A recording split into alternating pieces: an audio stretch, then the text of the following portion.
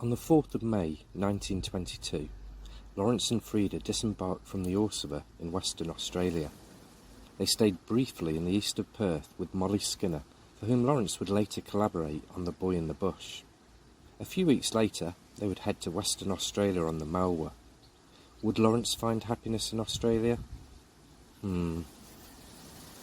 His initial observation of Darlington, in a letter to Robert Mountseer, is that of a queer, God-forsaken place, not so much new as non-existent.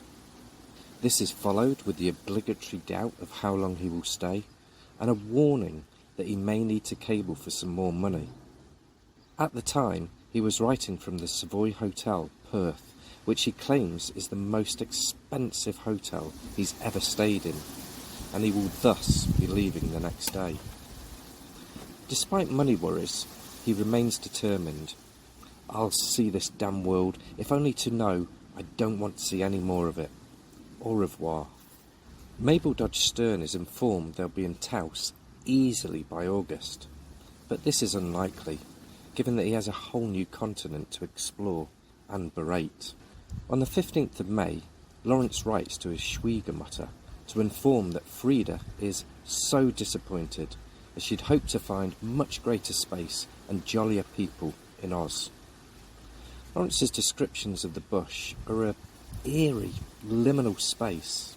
It is hoary and unending, no noise, still, and the white trunks of the gum trees all a bit burnt. A forest, a pre-forest, not a primeval forest, somewhat like a dream, a twilight forest that has not yet seen a day. It is too new, you see, too vast. It needs hundreds of years yet before it can live. He goes on to describe it as a fourth dimension, nervous, neurotic, and inhabited by ghosts. He is slightly more appreciative when he writes to Jan Jutta a few days later on the 20th of May.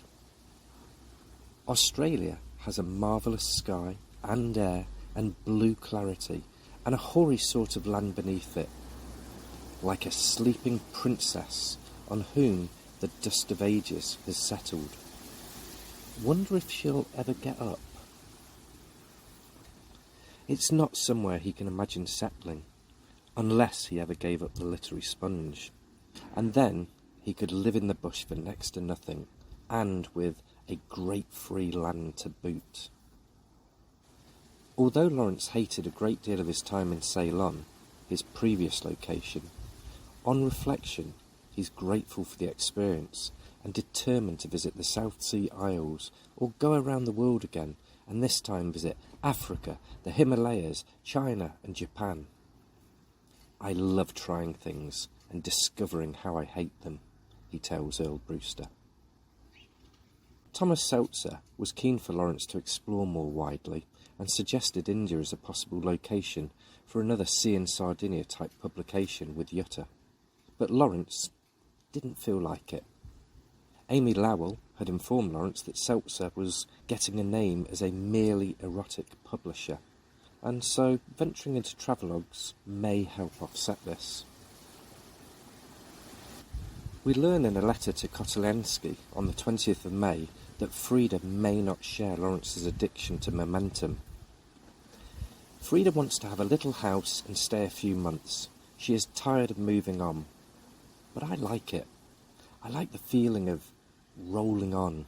And roll on they do, to Thoreau, 50 miles or so south of Sydney, where he takes a little house on the edge of the Pacific.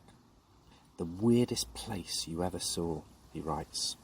Here, the heavy waves break with a great roar all the time. The sky is dark, and it makes me think of Cornwall. Fortunately, it doesn't cost much to live there. Food is quite cheap, and good meat is only 5p or 6p a pound. Soon the novelty starts to wear off. I like Australia less and less. The hateful newness, the democratic conceit, and every man a little pope of perfection, he informs Robert Mountseer on the 25th of May. All of which would make good material for a novel.